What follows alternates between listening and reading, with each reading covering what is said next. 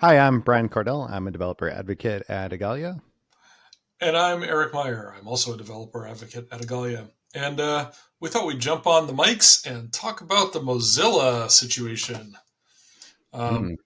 yeah, Mozilla announced changes to the terms of use for Firefox, and then they got a whole lot of heat and they updated the terms of use for Firefox. Um, and we thought about leaving it there, but it actually illustrates a number of interesting things that they fit in with stuff that we talk about regularly. They also highlight some differences in terminology and differences in what we think of the meaning of certain words as opposed to, let's say, the state of California thinks are the meanings of certain words. So that's what we're going to talk about today. Yeah, they've been announcing a lot of things recently. This was the privacy and terms of use. So the terms of use had to do with a lot of things that people got upset about had to do with privacy, and they had updated their privacy notice for I think maybe the first time ever. And they also announced changes in leadership very recently. Just in the past year or two, they've made announcements about them getting into ads on their end, them getting into some AI stuff on their own end. Yep. So there's a lot, and there's a lot of also kind of like blowback. I know one of the things that I noticed is that sometimes we have a story that goes viral. It's like hundreds of points on Hacker News or something like that, right? Um, Mm. Within the last week, Mozilla's had like 8 of those about this, and Yeah. yeah, it's really I find it really interesting. What do you have any Yeah. thoughts or? I mean, the fact that Mozilla and or Firefox um, have had so many multi-hundred point things on Hacker News and showing up in TechCrunch and various and sundry industry publications and getting all of this response. I mean, it shows that people care, right? People care about Sure. Firefox, but they care about the Firefox that they want to use, which Mhm. nothing wrong with that, right? Like I care about the text editor that I want to use, and that's why I stuck by a particular text editor, BB Edit, for like 2 decades now. um, and same thing with browsers. You know, people have chosen Firefox, many of them, for very specific reasons, such as the fact that their terms of use used to say, we don't sell your data, we never have, we never will. That's a promise. And then they took that out. And people made sort of the natural conclusion, oh, they're like Google when Google removed "Don't be evil" from their mission statement or whatever. Mm. Like, I guess that they're planning to do that now. Reasonable assumption to make, and perhaps even reasonable conclusion to make after the clarifications. But that's more of a personal view on that. Um, There's a lot of people who commented on, especially that there are like very specific bits that people seem to latch onto, and for I guess for good reason. Like you want to say what is your problem with it? It's this thing, right? right. But one of the nice things about the social media and blogs and comment sections is that you can see a lot of conversation happening. And like when I was watching a lot of the conversations happen, specifically when it came to this thing about um, we won't ever do that, a lot of people commented like, well, Firefox's whole thing about privacy just out the window now. Like they have no credibility left, and like making various arguments about that from different angles. But one that kind of surprised me is like it, I'm not sure that everybody agrees on the meaning of what they even mean when they talk about privacy, right? Yes. Or What does it mean to sell your data? yeah. Because you are the product for Mozilla. Like, make no mistake, Mozilla's entire existence is subsidized by the fact that it sells you, Okay. In right? what way Like do you mean that? Like how? it sells you to Google every time you type something into the search bar. And Google, you haven't switched off of That Google, then that request goes to Google, yeah, and very probably if you have any Google accounts, you're logged in, so they know exactly who you are. yeah. You know, um, So in that sense, yes, they've absolutely been selling users really for more than 2 decades now. Going back to the original search engine deals, the default search engine deals, right? When Google said, "Hey, we'll pay you a bunch of money to make Google the default search in your search bar," knowing, because of course Google knew that almost nobody would change that preference, and they are correct. And Mozilla saying, "We like lots of money, um, yeah, and users want to search, and most people like Google. Hard to see how this could be a bad thing." And at the time, sure, 20 years on, we can and have had that conversation as to whether or not it was a good thing long term. But the point being, Firefox has been selling you in this sense, has been selling you as a product to Google yeah, for a very long time. Or, if they have deals with other search engines for compensation for yeah, traffic, same thing. I don't know if they do. I haven't dug that deeply. But point is, this is what we mean when we say, or this is what you meant, and I agree with you, when you say Firefox has been selling you as a product or Mozilla has been selling you as a product, I guess, for a very long time. yeah. In fact, they're the ones that started it back in 2004, right? Right. Like there was, and the reason that they did is because there was no other business model for the web. Netscape, who had a plan to sell it. We had this, IE come along and eat their lunch, but they were subsidizing it, and it was then down to like you basically had to be Windows to compete. Yeah.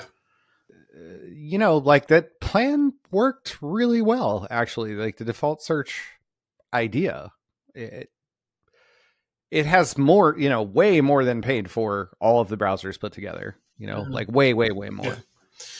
more.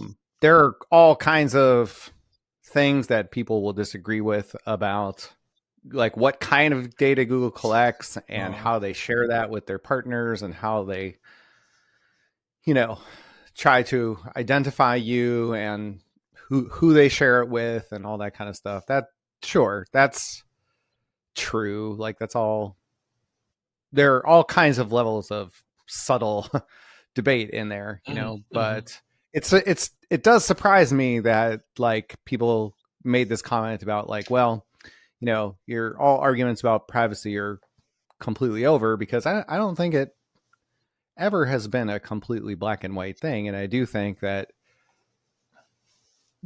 there have been, whatever the browser does, they receive money for your eyeballs. Mhm. And every time you search, which is the way that you pretty much get around, Yeah. you know, um, I mean, like even this is not entirely black and white. Like we have the Wonder Bar, and the Wonder Bar, can match if you type in a URL, it will go there, and if not, it will do a search. But it also has like autocomplete, and like uh, who starts typing with HTTP or HTTPS ://?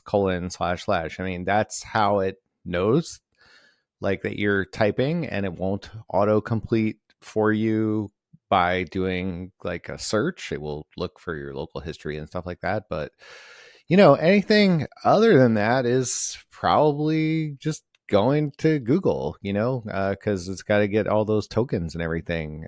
So yeah, it's not. They get a lot of data. Yeah. And I mean, this is one of the things that was clarified later when Firefox basically said, "So a couple of days ago, we updated our terms of use, and people Yeah, got real mad. And so here's what we're talking about." I mean, one of the things that they say is, that, and I should stop saying they. Ajit Varma, who is a vice president hmm. at Firefox and who had done the original post and then did the clarification, basically said, we're still not selling your data in the way that people think of selling your data. Like most people, when they think, a company is selling my data, they're selling personally identifying information that they have collected, right? So what people assumed is Firefox collects information about me and who I am, and then they're going to sell it to other people, which, okay, again, semantically, we could have an argument about, are they already doing that with Google? Yes and no. They're not collecting data and selling that data to Google. They're just selling Google, the pass-through of you to Google, who has all that data. So, kind of a thing. But they say part of the reason that we've stepped away from making blanket claims that we never sell your data is that, as an example, the California Consumer Privacy Act, and California, is where Firefox is headquartered, but it's also a very large market, defines sale as the, and this is a quote, selling, renting, releasing, disclosing, disseminating, making available, transferring, or otherwise communicating orally, in writing, or by electronic or other means, a consumer's personal information by a business to another business or a third party in exchange for, a third party, close quote, in exchange for monetary or other valuable consideration. So you can make the argument, and I'm sure somebody would love to make this argument in court, and who knows how the court would rule, that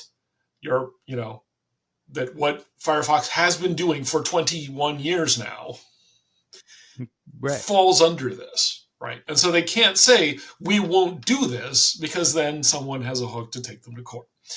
And California is not the only state like this. They said Virginia and Colorado have similar privacy laws, and there are probably other states. This wasn't a comprehensive list. And so basically, what they're saying is, because of the way laws are starting to be written, we have to change how we describe this. But here's where I take some issue.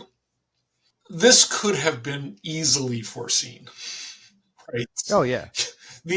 We're gonna take that thing that says, do we sell your data? No, we never have, we never will. That's a promise. And if you're gonna take that and delete it, the reaction is predictable, like easily predictable. Anyone who has been in this industry for more than probably 2 months could figure that one out. So what I don't get here is why they didn't have their explanation post as their first post.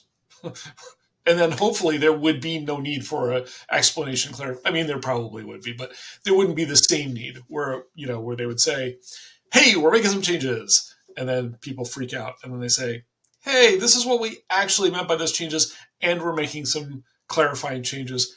Like, I feel like somebody should have been able to say at some point in the process, if we do it this way, we're gonna get dumped on, and we're gonna have to clarify. So let's just pretend we've already been dumped on, and I'll write the dump on posts, that we use internally, and then let's update. That's what I don't get about this. Why did they not have it better explained from the outset and have made the changes, or already made the clarifying changes, which, and then have those as their first set of changes? I don't know. It's part of me is like, this is what happens when you try to do things by committee. But I've been in committees that were, more forward seeing than this. I wonder, I don't know. I wonder if it's just we have to do this. We're doing it now. We'll do it live. And, nobody really stopped to think about how could this be bad for us? Because, a lot of... It seems impossible, though. It seems impossible that, right? Like, it's just so... You can't get it perfect. I'm not saying that they could have done this perfectly and everyone would have said, oh, great, right? Like, no, that can't happen. But it could have been more clear, and there Totally. would have been more of a conversation instead of just a everybody piling on. Like, full disclosure, I use Firefox, actually Firefox Nightly, as my daily browser. It's like I use it for almost everything, with the exception of services that literally will not let me log in with Firefox because they require Chrome or whatever. Usually it's Chrome. Um, I there are a lot of reasons why I like Firefox and I depend on it. And when I first heard this news and I hadn't dug into it yet, I was like, do I have to think about migrating? Like, is this? And that, Well, this is what a lot of people said, but migrate to what? sure, that was, of Right. course. I mean, I'm on a Mac, so I could migrate to WebKit/Safari. They have gotten much better in recent years, but they're, of course, moving from one browser to another is kind of a major thing in the Mm-hmm. kinds of lives that at least I lead and probably you lead. It's not, you once you've like tuned your setup, and for me, I have like certain extensions installed and this and that and Mm-hmm. the other thing, and I've gotten used to how these tools work, and like making the jump is a huge thing.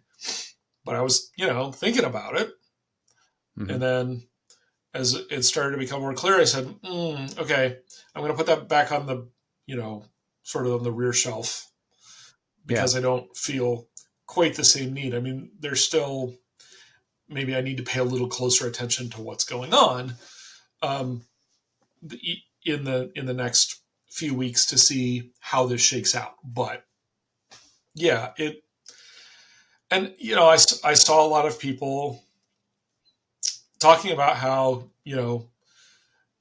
actually I saw several people say consider supporting servo, and these were not plants. we swear, Oh yeah. right? They were not Igalians either. Just people who are saying servo has a lot of promise. It's not ready as a daily driver yet, which Igalia we would agree with, but support it, and maybe we can get a browser that the community supports, and then we don't have to worry about these kinds of updates to terms of service based on the fact that there's really no viable long-term business model for a browser that isn't the one that we have. Um, But I mean that is the nature of the question that mhm, like it feels like I guess there is discussion, but there's not any real um discussion on because like everybody is like Firefox, Mozilla has always been this bastion of, like the one that we believe yeah, in, privacy the one. respecting, etc. Yeah, right. Like I don't know, something super ethical feeling Mm, about Mozilla always has been a champion. You know what I mean? Like yeah. they're the ones that don't have a big corporation behind them, even though they do. There's Mozilla Corporation, but you know what I mean. Like they don't have products, and but Mm, that's also the problem yeah. that they don't have a revenue stream other than this, and so like it is a problem, and like how they're really trying to solve it. They have done some other things, like they offer like the Mozilla VPN. Hmm. Um, that has to be very expensive. I think that it's like a resale thing. I'm not positive about that, but I Hmm. think it's white labeled Wow. VPN that they just you know put their name on and resell. Um, but I don't know if that's a lucrative thing for them. I did, and they acquired Pocket a couple of years ago, Right. which it's a bookmarking thing. When they bought it in, when did they buy it? 2019, 2020, something like that. I just looked it up. Pocket announced that it had been acquired on February 27th. So the anniversary was just a couple weeks ago, 2017. It was for an undisclosed amount, but it was tens of millions anyway, probably based on the kind of money that they had raised already. It'd be at least that much money.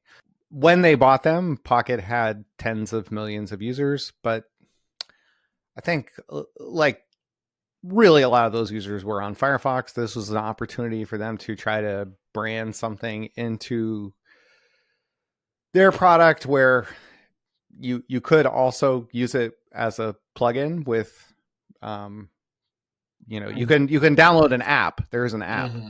and you can also get a plugin for Chrome and Safari, I guess. You know, um, and the advantage of that is that then they're in sort of the search engine position where everybody goes to them, right? Right. Um, but I don't think that it's probably generating a lot of money. Mozilla's statements are public, but they're also like, I think, 2 years old. And I think that the most recent court thing said that a little over 80% of their revenue is from the default search deal, Okay. Yeah. which is better than the 95 that it was, but it's still like, it's still very, very high. I shouldn't even be guessing with the numbers, but like, it's still very, very high. And it's not, those things aren't making the kind of dent yet that you would need. So why not just buy a browser? This would, I mean, it just feels like it would be so simple if we had just bought browsers, like if we had just bought them like they were software. Yeah. I mean, that is the argument that many have made over the years, and people are making more often now, which I know for you, and I think a little bit for me, kind of feels like, welcome. So glad you could join us. Because Yeah. we've been worrying about this for a while. But Mhm. yeah, it had browsers always been, you pay $20 or $40 or whatever for a major version. And then you get updates and then the next major version, kind of like operating systems, right? And originally, like at the very outset, there was all this talk about how the web would become sort of the internet operating system. Like it would become the universal operating system that it didn't matter what your hardware was or even Yeah. what your hardware's operating system was.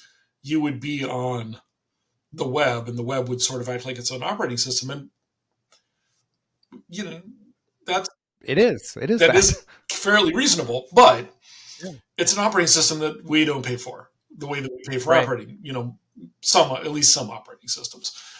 I mean, we do. We pay for it, but we pay Well, for it through right. We don't pay this directly. race to the bottom of Yes. advertising. Um, We don't pay for it directly. We don't pony up 40 or 50 or 100 or however many dollars for a major yeah. version. And then the next time a major version comes out, you do it again. Yes, I hear you, Linux users. You do not do that. I get it, but Windows users do. But somebody You know, does. Even there, somebody pays, right? I mean, yes, Like some like somebody pays. They pay with their with their time, time, with their or their companies right. pay for somebody's time, or Yes, like it's not but the users do it's not not themselves pay. the users do not themselves But pay. And Firefox could try to be that, they, right? Like they could. so currently, like there's this breakdown, like the vast majority of their thing is in salaries, I think, Mm, for the people who are there, but it's not the only thing. I mean, they also have buildings. They also have a very expensive all hands meeting, where they go to Hawaii or something, like fly a bunch of people there and do a big event. That can't be cheap. But I don't know. Even if you knock that down, I mean, what is that? Like 1 million, maybe 2 million. Like it's not that. That's not gonna. You know, that's not gonna really move the needle super significantly. It's mostly, I think, yeah, salaries and build systems, IT stuff. You know what I mean? Like it's that's similar for us, right? I mean, yeah, like we don't,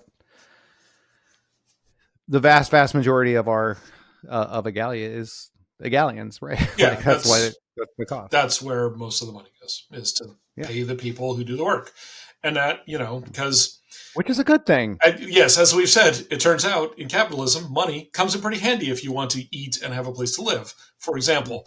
Um, so, yeah, it's not a bad thing. It is Mm-hmm. how it works. And yeah, as you are correct, no matter what the system, some form of payment is happening, or some form of investment, I guess. You can Mhm. view salaries as an investment. Many people do. And, for free and open software, a lot of the investment is people's time.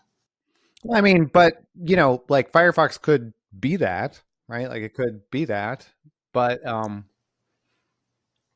like when we look at what the people who are paid to work on Firefox contribute versus the vast, and I mean, it is a lot of independent contributors Mm-hmm. to Firefox. Mm-hmm. It's just overwhelmingly the people who are paid to work on Firefox who really do the work on Firefox. Yeah. So like it seems like a non-realistic option because like I don't know, like Linux I guess is sort of I mean there aren't it's not competing in the same kind of way as a web browser. No, In I a mean, that's true. Yeah. And so this is, we have pushed ourselves down the road of how do we fund browsers, because we keep. Well, that's the core of the question, right? So like the whole Yeah, reason that this that's. is a question at all is because they're trying to address Yeah. that. And so they're introducing like some AI stuff, but Mhm. they don't really have any AI stuff. Right.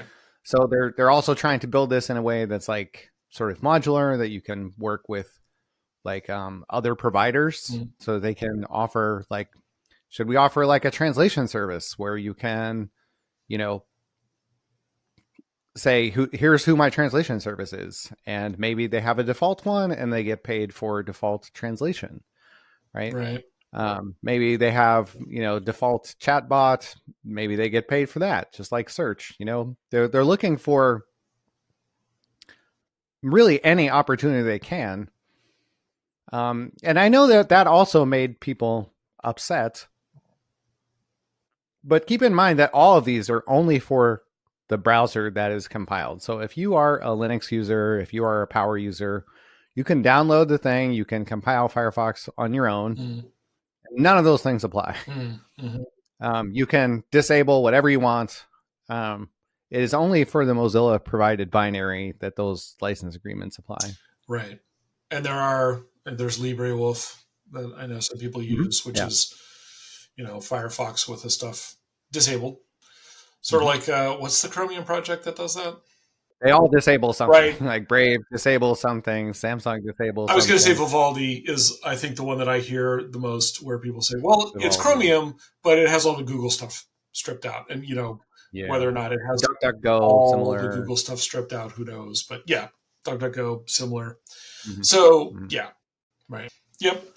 So yeah, I mean, we keep coming back to this. It's that, yeah, we're in a tough spot, and it could get real tough depending on how things turn out with the U.S. Department of Justice. I mean, there's Mm. a whole lot of changes on the U.S. Department of Justice side right now. Will those affect the Google case? No idea. We just don't know. There's no way to guess if it could make it worse for Google or better for Google or not really change or whatever.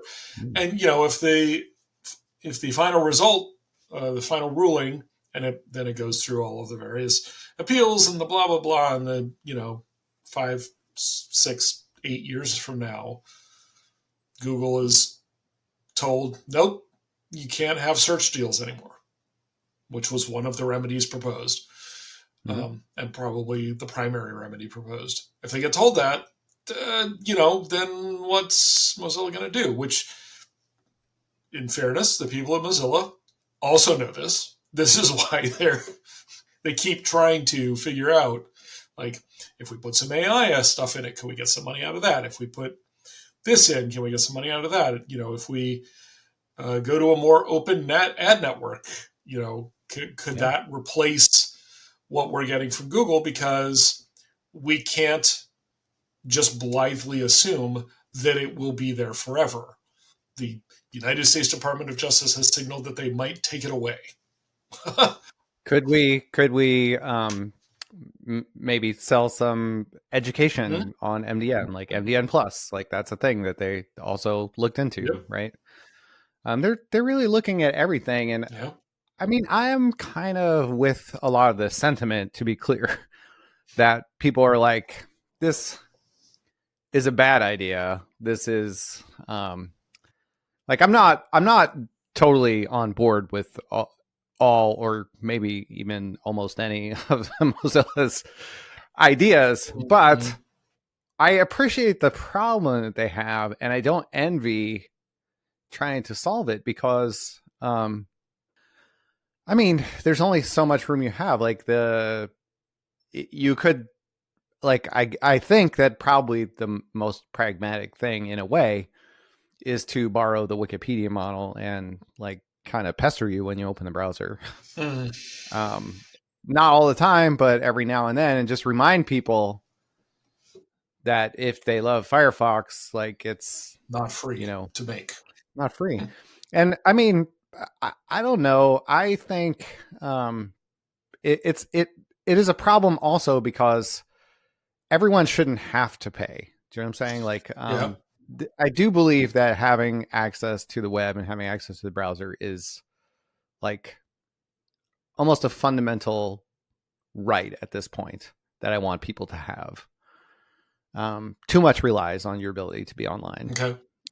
and that's always been the challenge. Like even Netscape, when they were going to sell it, they were still planning on giving it away for free, but they were going to sell it for corporate use. So if you used it for business purposes or something like that, Right. um, Then you had a it was a per seat license, wasn't it? I think it was per seat. Yeah. Yeah. Um, Anyway. but yeah, it's tricky. I don't have any good answers. Yeah. If you were the first one to do that, I think it's very likely that you will lose users, not gain them, you know. But like, well, I don't know if you if you ever like if you follow sports or football or anything, but like in the US and the NFL, you have every year there's a draft of the new players, and your position in the draft is determined by how well you did last season. So if you were the best team, then you pick last. If you're the worst team, you pick Mm-hmm. first, kind of Yeah. thing. And that's to sort of keep it competitive. And so they talk about sometimes when you lose your star quarterback or something that like, this is a rebuilding year. Like we don't expect to do really well. We expect to probably play really poorly, but then we'll get a higher draft pick and we can build the team around some new people, Right.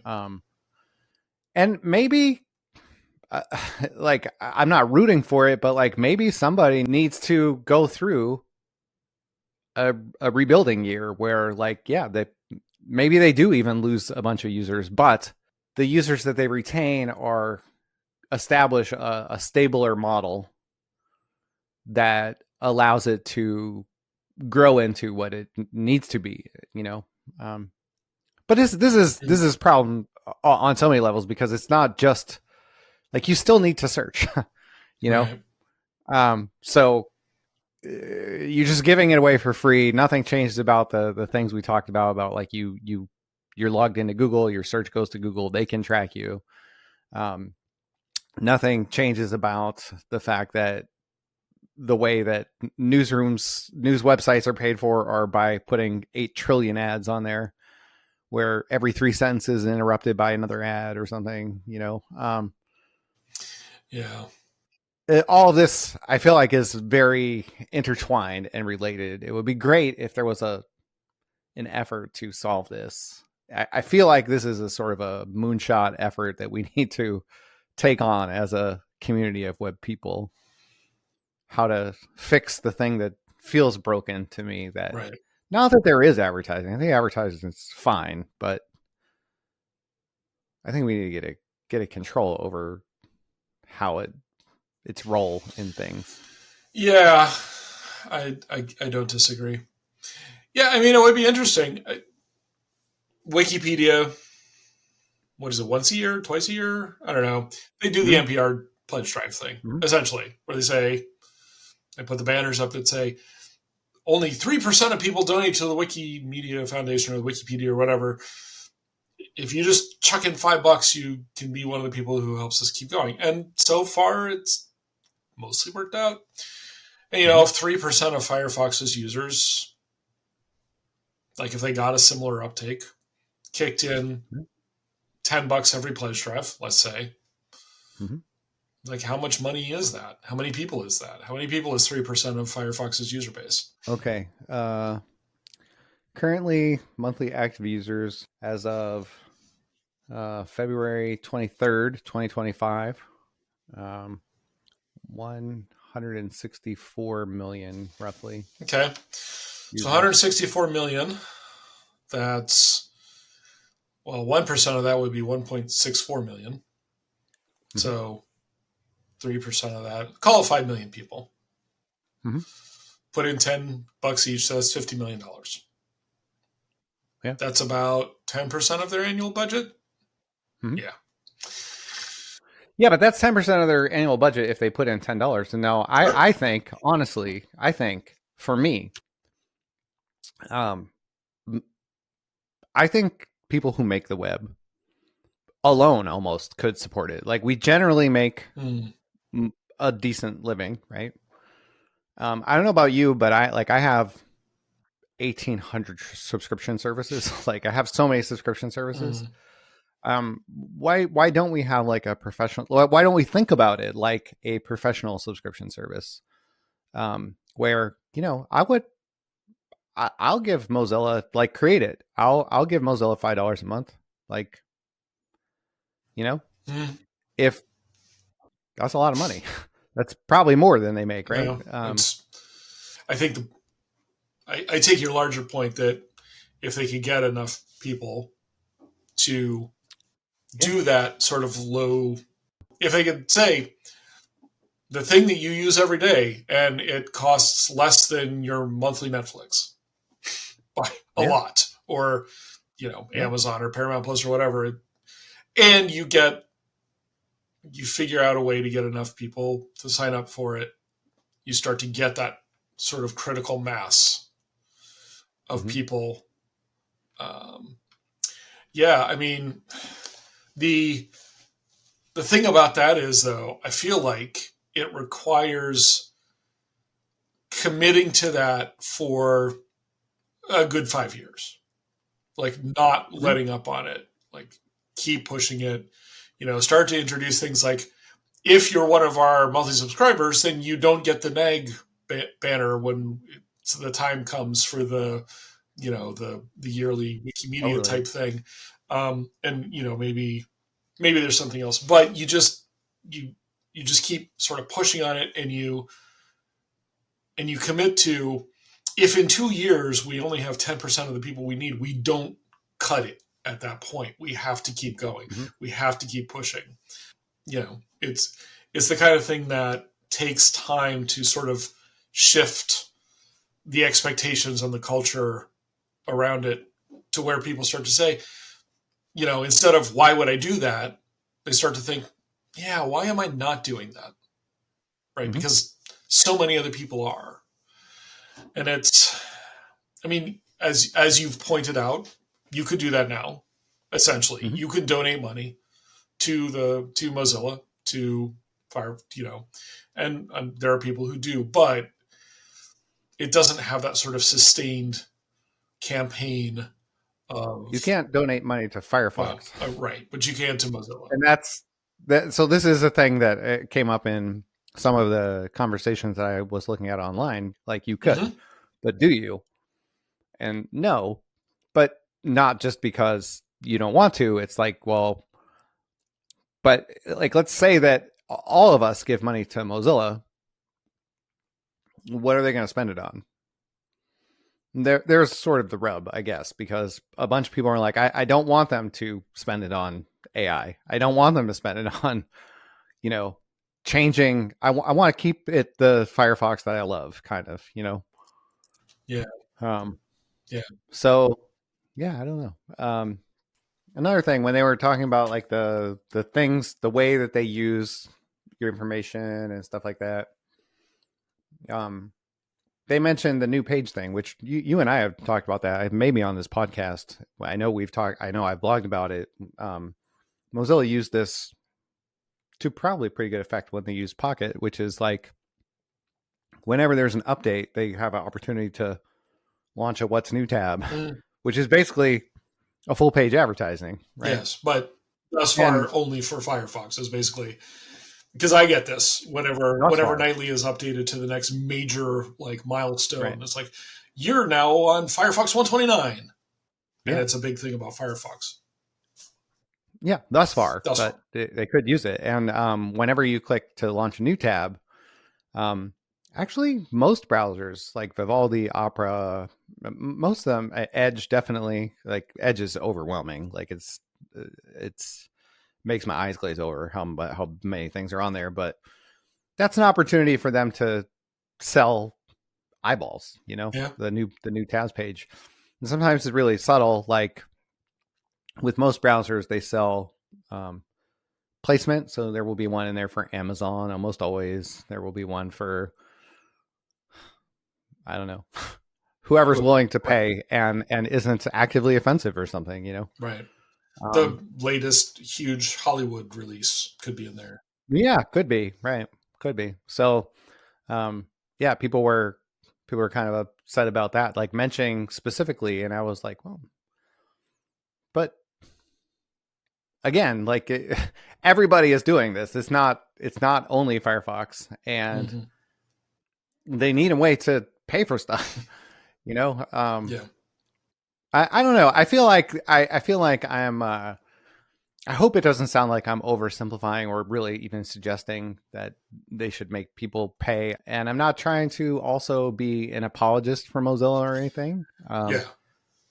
But I would like it if people would use this as an opportunity to talk about, like, how would you like Mozilla to fix this problem? Like, Hmm. what would you like them to do? Would it be to sell a browser? Like, if you have ideas, you can text them to us on all of your favorite social media Yeah. things. You can email us.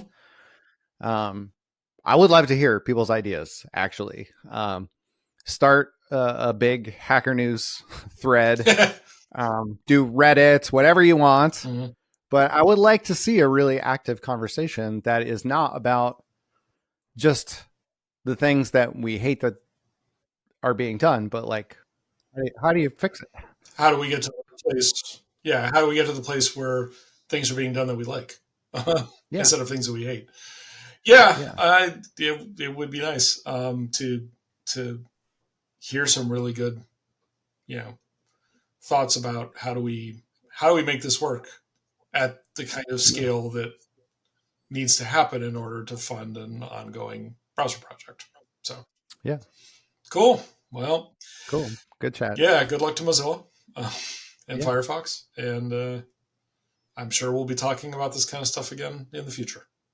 Send us your thoughts. If Yeah. we get a lot of interesting thoughts, Yeah. maybe we would just do a show where we talk about people's thoughts. Yeah, absolutely. I mean, if we do get a good response, I would love to do a follow up show where we just go through.